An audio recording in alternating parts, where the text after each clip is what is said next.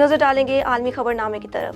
افغان شہر قندوز کی مسجد میں دوران نماز بم دھماکہ، 33 افراد شہید ہو گئے۔ خبر ایجنسی کے مطابق طالبان حکام نے دھماکے کی تصدیق کرتے ہوئے کہا کہ بم دھماکہ مسجد میں نماز کے دوران ہوا۔ فی الحال کسی نے دھماکے کی ذمہ داری قبول نہیں کی۔ قبل ازیں افغانستان کے مختلف علاقوں میں ہونے والے 3 دھماکوں کے نتیجے میں 5 افراد جاں بحق اور 65 زخمی۔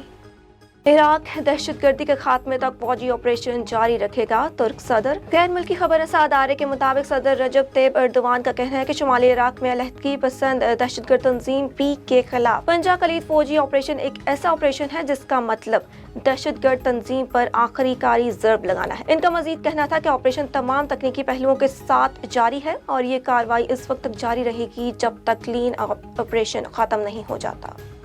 اسرائیلی فورسز ناکام، مسجد اقصی میں 1.5 لاکھ فلسطینیوں نے نماز جمعہ ادا کی۔ مقبوضہ مشرقی یروشلم کے احاطے میں رمضان المبارک کے تیسرے جمعے کی نماز کے دوران اسرائیلی پولیس اہلکاروں نے نہتے فلسطینیوں کو تشدد کا نشانہ بنایا اور مسجد سے بے دخل کرنے کی بھی کوشش کی۔ رپورٹ کے مطابق اسرائیلی پولیس اہلکاروں کی جانب سے آنسو گیس کی شیلنگ کی گئی۔ ربڑ کی گولیوں کے استعمال سے 30 سے زائد فلسطینی اور 3 صحافی بھی زخمی ہو گئے۔